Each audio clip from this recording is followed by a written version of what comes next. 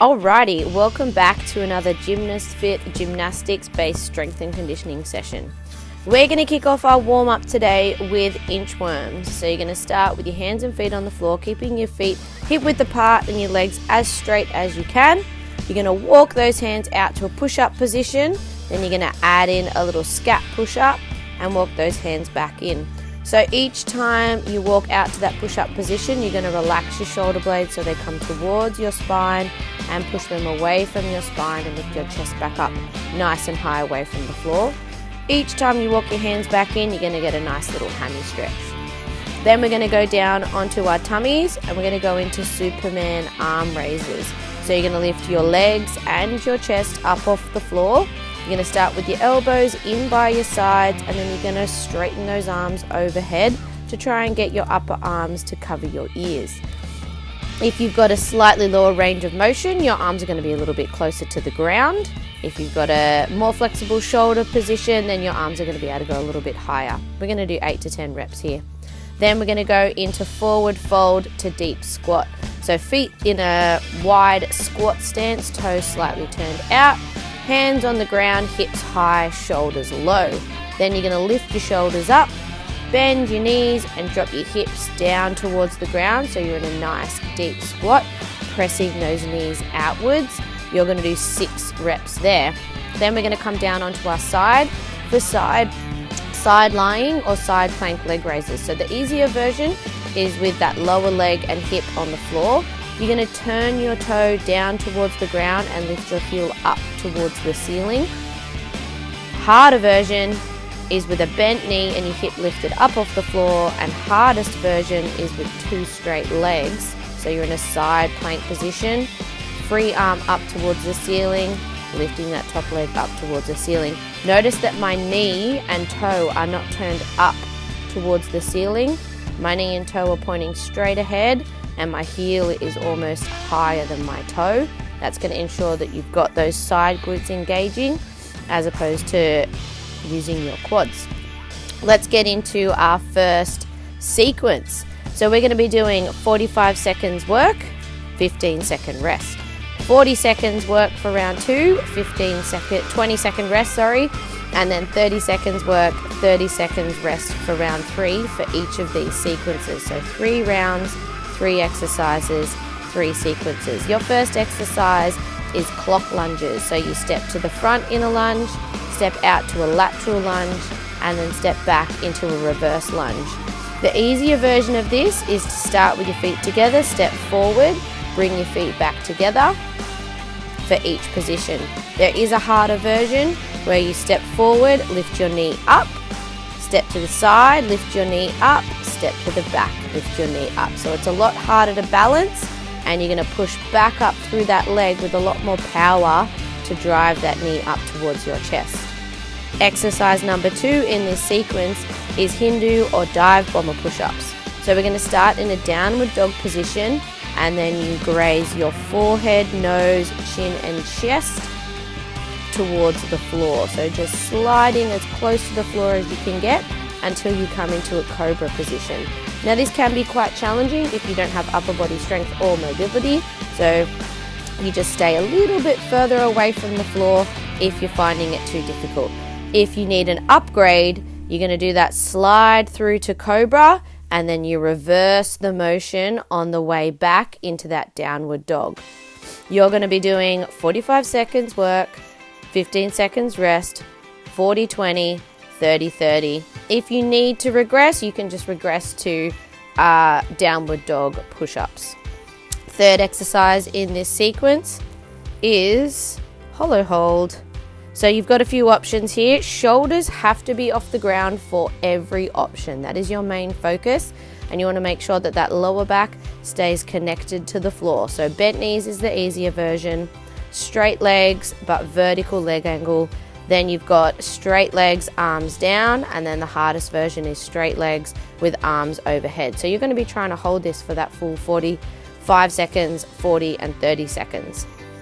3 times through for that sequence. Then we're going to move on to sequence 2.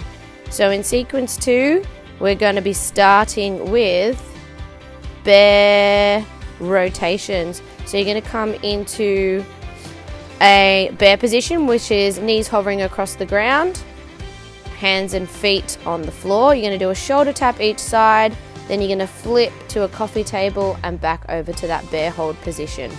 So you're going to go in one direction, shoulder tap, flip it back over to the other direction, and then shoulder tap each side. Remembering that when we do that shoulder tap, our hips should not be rocking from side to side. They should be nice and stable. You want to press your toes into the floor, and that's going to help keep those legs engaged. When you flip into that coffee table position, we're trying to keep our hips as high as we can. But if you do lack shoulder mobility, that is going to be a little bit more challenging. Second exercise in sequence 2 is single leg squats. So you've got a lot of options here. The ideal model is to have a bench that is as high as your knees, and you're going down on one leg, gentle touch, and then back up on the other leg. But as you can see, you have got a lot of options to make this easier or harder. You can raise the platform that you're squatting to, or you can go down on 2 legs and come up on 1 leg, or you can go down on 1 leg and come up on 2 legs. I want to see those arms out in line with your shoulders and staying nice and steady. This is going to help you to stay nice and balanced and control where your body is moving to. Those hips push back, touch the box, and then stand back up. So you're alternating legs, 45 seconds going from your right leg to your left leg, then 40 seconds, then 30 seconds. Next exercise we're going into is Superman holds. So you've got a few options here. We're going to be aiming for shoulders off the ground, knees nice and straight, pulling that chest by rotating your shoulders down towards your glutes. We're going to be starting with arms down by your sides. That's the easiest version. The next level up is to have those arms in a W shape, either sides of your shoulders. And then the hardest version is having those arms pulling up to cover your ears nice and straight out in front of your body. So you're going to be holding that for that length of time, 45, 40, and then 30. Next exercise, we've got a little combo here, which is pike in out combined with a push-up. So level 1, or one of the easier versions here, is to just go from that front support or push-up position with your feet elevated on a box, walking your hands in to try and make a vertical line from hips through to hands, and then walking those hands back out again. If you want to increase the difficulty, you're going to add a push-up, and then if you want to make it even more challenging, you're going to add a leg raise at the top of that pike up position. So that's going to simulate a handstand, and it's also going to simulate a handstand push-up with that push-up included as well.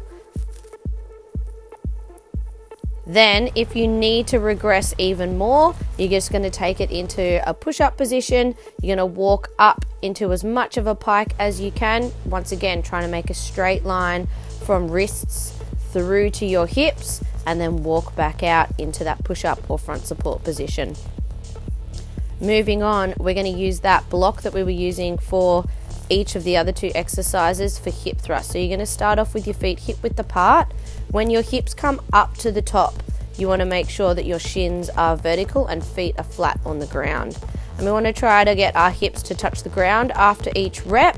And then as we lift up, we keep our eyes looking straight ahead. So you're not letting your chin lift and your head tilt back as your hips lift up. You're keeping your eyes forward and your chin down. If you have access to a weight, this is a really great exercise to add a little bit of load.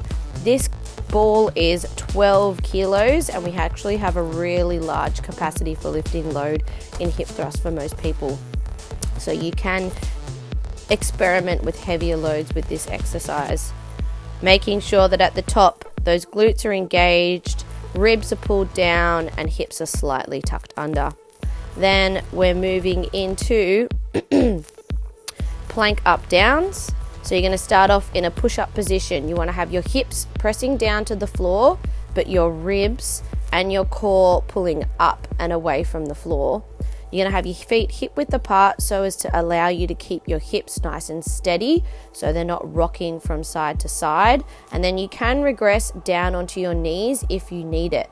One thing that I see really often with these is going from elbows back up to hands and letting those hands slide out in front. So we want to make sure that those hands, as you push back up from your elbows, are directly underneath your shoulders. So as with all of the other sequences, you're going to do 45 seconds of each exercise with a 15-second rest in between each. Then you're going to do 40 seconds of each exercise with a 20-second rest in between each, and then 30 seconds of each exercise with a 30-second rest between each. Once you are done, it is time for us to jump into the cool down. So we're going to be doing 5 reach throughs each side. Knees are hip width apart, hips are directly above your knees, hands are directly underneath your shoulders, so you're on all fours, and you're just sliding that hand through that little gap, getting your shoulder towards the floor, and then reaching back up towards the ceiling. Then if you want to add a little bit more mobilization, you can keep that arm underneath for a few seconds at the end, and you can lift that top arm off and pull it back to get a little bit extra rotation.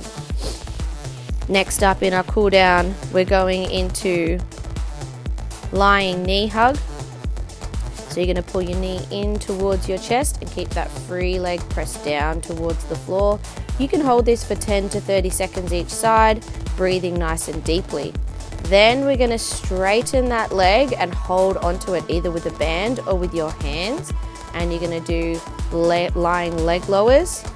So your free leg is pressing down towards the floor and then coming back up to meet that leg that you're holding onto, trying to keep your legs as straight as you can and trying to pull that leg as close to your chest as you're able. You're going to do 10 each leg and then you're going to do a 10-second hold. So you can just continue to hold the back of your calf with both hands, or you can hold on to that outside of that foot with the opposite arm, and that's going to increase that stretch and keep your hips nice and square. Then we're going to swap it over to the other leg. So pulling that knee into your chest, relaxing your lower back, keeping that free leg pressed down towards the floor, breathing nice and deep.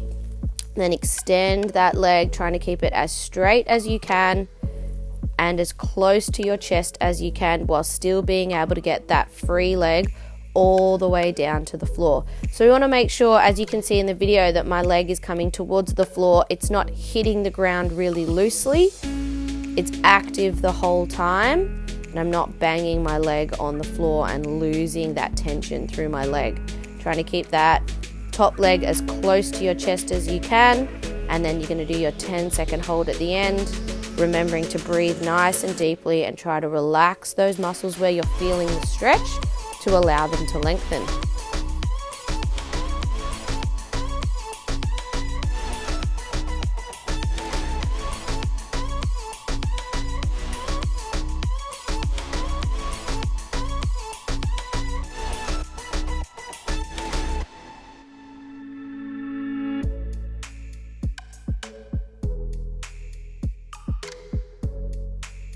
Then we're going to finish up with adductor rocks. So you're on one bent knee and one straight knee.